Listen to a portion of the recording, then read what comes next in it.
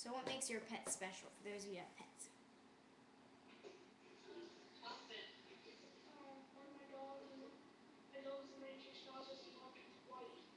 One of your dogs, sorry? White. One of your dogs is absolutely white? Oh, I see, like white all over? Yeah, and it's like a miniature schnauzer. Ah, I see. Okay, so your dog is white all over, sort of like a miniature schnauzer. Very good. Yes, that's very interesting, because I was just, I'm right now editing one of my novellas called The Pickpocket Princess. A novella is like a longer than a short story, but shorter than a novel. And in it, then, there's sort of this minor character, a very white dog, like all just very white fur, like a polar bear, who is drawing an ox cart. So that was just at some point in the story. Okay, so now who would like to tell me about their favorite animals? So you don't have to know this animal personally, by the way. It doesn't have to be like a pet or anything. My horse. Your, sorry? Horse. Horse? Oh, okay. So do you like ride on horses, or do you like seeing them, or? Yeah, ride them. Ah, excellent. Okay. Very good. Horse. And let's have another one. The moose. Moose? Okay, yes. The moose is a very funny animal, I've heard. Actually, I think that my dad was once either a moose or an elk, I forget which. He was driving, and then this big moose comes up and is like standing right in front of the car. And this was on like a sort of rural road. It wasn't on a main highway or anything like that. And so he was sort of backing up, I think, because he didn't want to confront a large angry moose. Okay, so, and I actually need to be writing all this down, so let's see, starting with the white miniature schnauzer.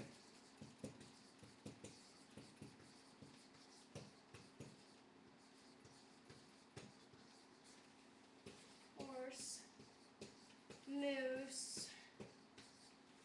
And, okay, so now that I've written that down, I'd like to hear some more favorite animals. Anthony? White tiger. Sorry? A white tiger. White tiger. Oh, very interesting animal. Okay. So, now that I have those down, I'd like to hear a little something about the animals that you're afraid of, that you maybe dislike or that you're a little grossed out by, like slugs or something. I want to hear about them as well. Porcupine. Porcupine, yes, with reason, I would say. Okay, so porcupine. Rattlesnake. Rattlesnake.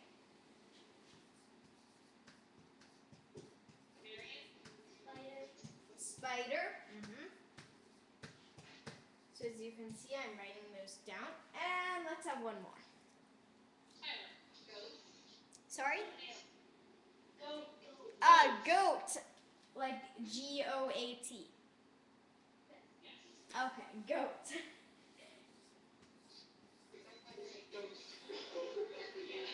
Goat. Yes, that's a very interesting one. Did you know actually that goats they look pretty funny? And my sister said that it was either science or history class, they were talking about like world culture and everything, and somehow the conversation went over to goats. And then the teacher said, oh, did you know that in some areas of the world, goats can actually climb trees? And then there was a picture of goats on trees, and my sister showed it to me, and it was the most hilarious thing. So, obviously, it's not quite like birds. They don't get to that length. They sort of, get up onto the lower branches with their legs. So that was a really funny picture. Okay, so now we have quite a few animals: white miniature schnauzer, horse, moose, white tiger, porcupine, rattlesnake, spider, and goat. All very interesting animals, and we can definitely use those as inspiration. So, I'd like to show you an animal poem of mine. It was about the cow. I have a most annoying cow who lazes in the sun. She torments every hen and sow and has a lot of fun.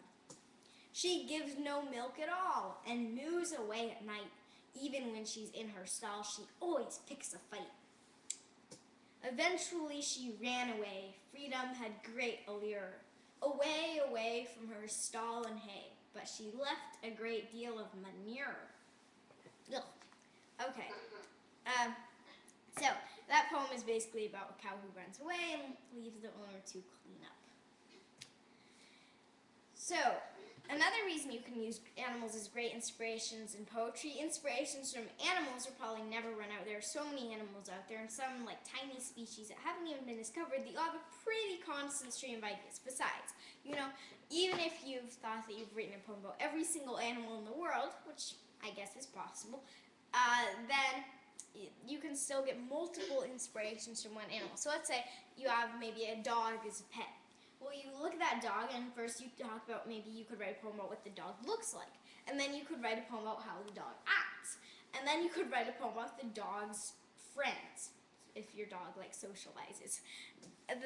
Those are 3 poems you got out of one dog, or a few others if you count the friends. So, moving on. Poetry tip number 3. We can tap into our personal experiences as sources of inspiration for poetry. So what I mean by this is we can look at our own lives and think we have events in our lives that are important or exciting or interesting to us, and we can think, this would make good stuff for poetry. So let's see, what's something that you've learned in class recently?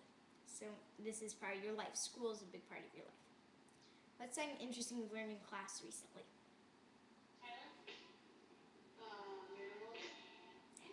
Minerals? Very nice. Egypt. Very interesting.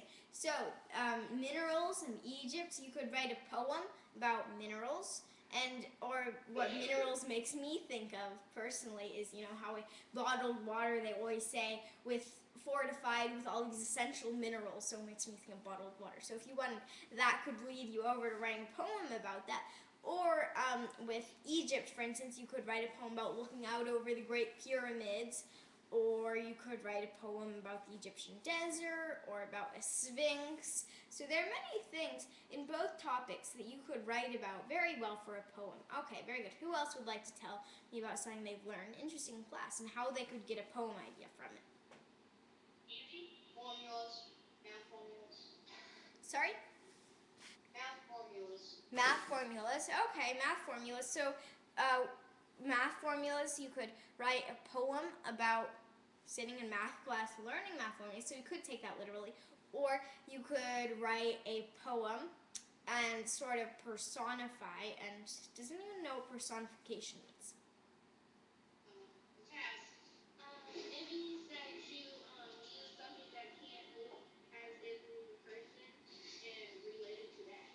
Yes, very good. So if you wanted, you could sort of, for instance, when you're personifying something, you could be talking, you could be writing a poem from the point of view of a desk or a rock. Those are things that cannot speak, that don't really move at all, so you could really give them sort of human qualities. And with math symbols, you could kind of do the same thing. Well, math symbols are on a page, but you could talk about a cruise where all of them are sort of joined together, addition, multiplication, division, subtraction, and they're having a fun time or something like that. Or maybe multiplication, division get into arguments, who knows? So that might be very fun. Okay, very good. So now I would like to talk about some important times in our life. For instance, maybe a time when you learned you were going to move to a new city or a new state, or a time when maybe you were injured really badly. So who would like to tell me about some important times in their life?